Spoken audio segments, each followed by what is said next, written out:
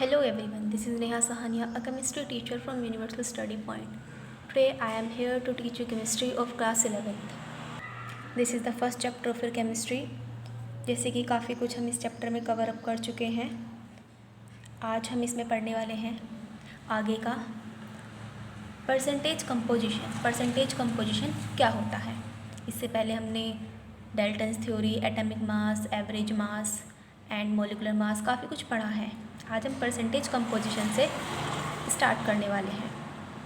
तो सबसे पहले परसेंटेज कंपोजिशन होता क्या है? The mass percent of each constituent element present in any compound is called its percentage composition.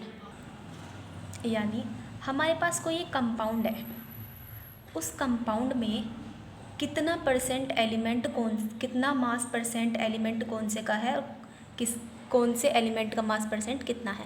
जैसे अगर हम बात करें H2O की, तो H2O में H का मास परसेंट कितना है, H का मास कितना है, कितने परसेंट H है एंड O कितने परसेंट है। तो इनकी जो परसेंटेज होती है उसे ही हम परसेंटेज कंपोजिशन कहते हैं। तो इसका फॉर्मूला क्या होता है? Mass percent of an element is equal to mass of that element in compound upon molar mass of the compound into 100। Percentage की बात करें तो 100 से मल्टीप्लाई करेंगे ऑब्वियसली। नेक्स्ट फॉर एग्जांपल अगर हम बात करें H2O ले लेते हैं। सबसे पहले H2O का मोलर मास कितना होता है? 18 ग्राम। आप डायरेक्ट इसे अप्रोक्सीमेट 18 भी बोल सकते हैं। तो यहाँ पर अगर हम बात करें मास percent of hydrogen, H2O compound जो है हमारा वो हाइड्रोजन एंड ऑक्सीजन दो एलिमेंट से मिलकर ही बना हुआ है। तो यहाँ पर अगर हम हाइड्रोजन की बात करें तो उसका मास परसेंट कितना है, मीन्स हाइड्रोजन वाटर में कितनी परसेंट है। तो इसके लिए हमारे पास ये फॉर्मूला था ऊपर। तो हम क्या करेंगे, सबसे पहले हाइड्रोजन की बात कर रहे हैं।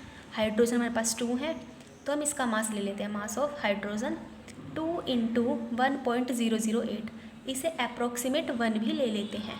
तो 2 × 1/18 × 100, तो हमारा मास परसेंट हाइड्रोजन का आ जाएगा, दैट इज़ 11। एंड नेक्स्ट अगर हम बात करें इसी कंपाउंड में ऑक्सीजन कितना है, तो मास परसेंट ऑफ ऑक्सीजन कितना आएगा? ऑक्सीजन का मास कितना होता है? ऑक्सीजन 2 नहीं है, 2 से मल्टीप्लाई नहीं कर देंगे हम। अगर हमारे पास यहाँ पर H2O2 होता तो 2 से मल्टीप्लाई करना पड़ता, लेकिन हमारे पास यहाँ पर 2 नहीं है, तो इसलिए हम डायरेक्ट इसे ऐसे ही लिखेंगे। तो मास ऑफ ऑक्सीजन कितना होता है? 16 and the total mass of the compound is 18 × 100। तो हमारा क्या आ जाता है? ऑक्सीजन 88। तो यहाँ पर H2O में जो मास परसेंट हाइड्रोजन का है वो 11.18 है एंड ऑक्सीजन का जो है वो 88.79 है।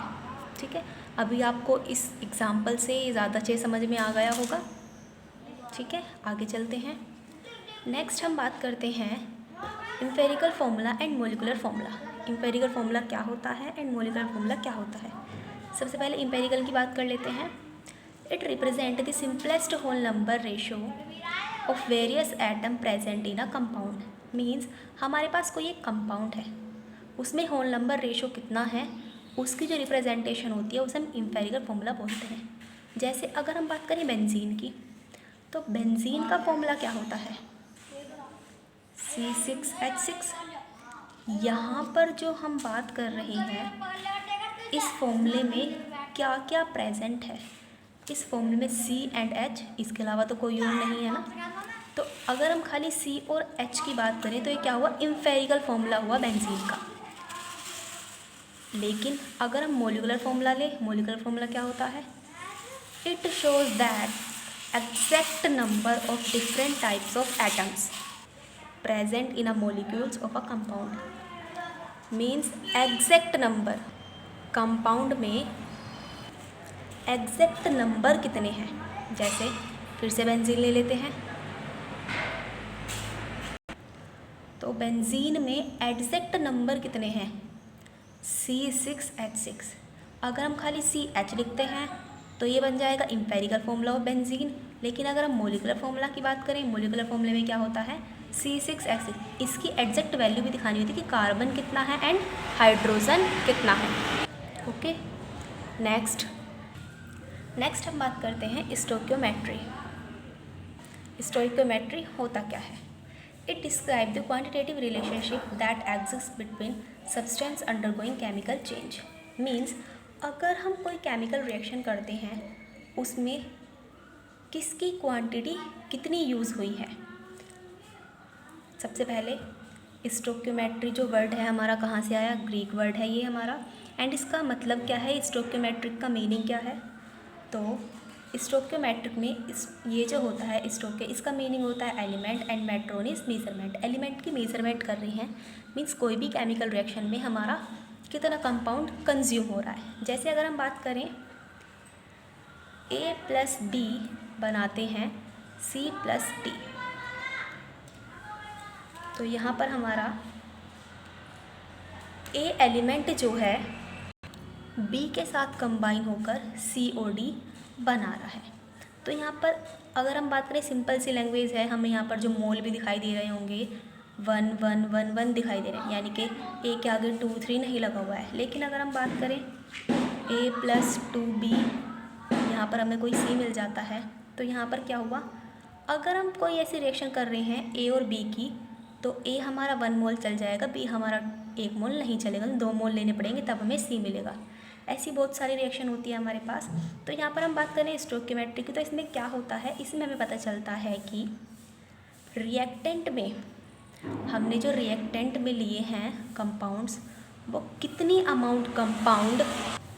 अमाउंट दूसरे कंपाउंड के साथ रिएक्ट होके कितना प्रोडक्ट बना रहा है। जैसे हमारे पास सिंपल सी लैंग्वेज है, CH4 + O2 gives CO2 + H2O। यहाँ पर क्या हुआ? 1 मोल CH4 जो है वो ऑक्सीजन के 2 मोल के साथ रिएक्ट करने के बाद CO2 और H2O बना रहा है। अगर हम बात करें यहाँ पर, इसके 1 मोल को 2 मोल ही चाहिए, इसके 1 मोल से काम नहीं चल सकता कि हम CH4 की मल्टीप्लाई कर दें 1 मोल ऑक्सीजन से और हमें ये प्रोडक्ट मिल जाएगा। नहीं, हम यहाँ पर 2 मोल ही लेने पड़ेंगे। मीन्स 2 मोल जब लेंगे तभी हमारा मीथेन क्या होगा? कंज्यूम हो पाएगा और प्रोडक्ट बना पाएगा। तो यहाँ पर अगर हम बात करें CH4 and oxygen, means methane and oxygen क्या है? यहाँ पर रिएक्टेंट हैं जो रिएक्ट होकर क्या बना रहे हैं? हमारे प्रोडक्ट बना रहे हैं। तो कार्बन डाइऑक्साइड एंड वाटर क्या है? हमारे प्रोडक्ट हैं।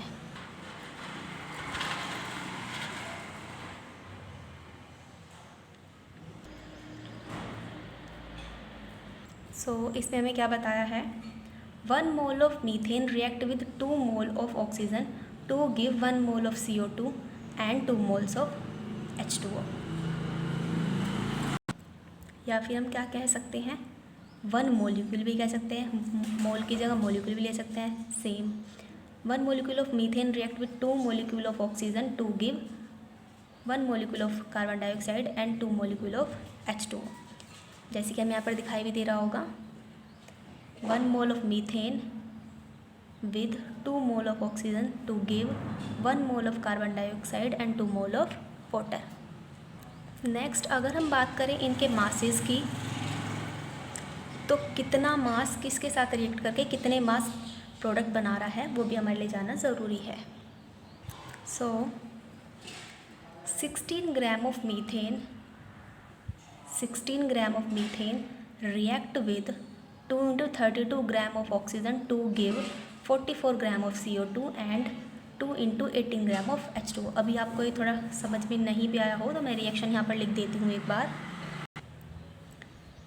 CH4 + O2 gives CO2 + 2H2O। तो यहाँ पर इसका मास कितना है? 16 ग्राम एंड O2 कितना है?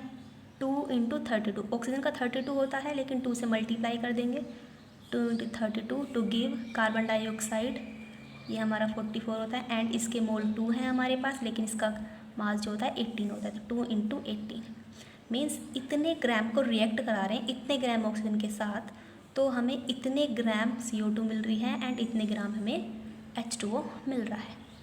अभी आपको ये ज़्यादा क्लियर हो गया होगा। नेक्स्ट हम बात करते हैं लिमिटिंग रिएजेंट। लिमिटिंग रिएजेंट क्या होता है? मीन्स एक रिएजेंट की limitation. The reactant which is completely consume in the reaction, वो रिएक्टेंट जो कि पूरी तरह से केमिकल रिएक्शन में कंज्यूम हो जाता है उसे हम लिमिटिंग रिएजेंट कहते हैं। जैसे अगर हम बात करें H2 + Cl2 गिव्स 2HCl, इसका पूरा अमाउंट इसके पूरे अमाउंट के साथ रिएक्ट होकर ये बना रहा है। मीन्स मासेस की बात करें, पहले मोल की बात कर लेते हैं। H2 का 1 मोल रिएक्ट कर रहा है Cl2 के 1 मोल से, तो हमें 2 मोल मिल रहे हैं HCl के। ग्राम 2 ग्राम को रिएक्ट करा रहे हैं 71 ग्राम क्लोरीन से, तो हमें मिल रहा है 73 ग्राम HCl। अगर हम बात करें यहाँ पर इसकी अमाउंट बढ़ा दी जाए, मान लीजिए डबल ट्रिपल कर दी जाए और उसके बाद रिएक्ट करा रहे हैं Cl2 के साथ, तो क्या होगा, इसकी अमाउंट क्या हो जाएगी, ज़्यादा हो जाएगी। ये कितना है 71 ही रहेगा। तो इन रिएक्शंस में क्या होता है, अमाउंट फिक्स होती है। अगर आप अमाउंट को इंक्रीज़ करते चले जाएंगे तो वो उसकी लिमिट नहीं रह जाएगी। लिमिटेशन भी होती है इसमें, ऐसा नहीं है हम यहाँ पर 10 ग्राम ले लेंगे तो तब भी रिएक्शन चलती रहेगी, नहीं, लिमिटेशन भी होती है यहाँ पर कि इतने ग्राम के साथ इतना ही रिएक्ट कर सकता है। अगर हम इतने ग्राम के साथ इसको इंक्रीज़ कर दें तो भी रिएक्शन नहीं हो सकती।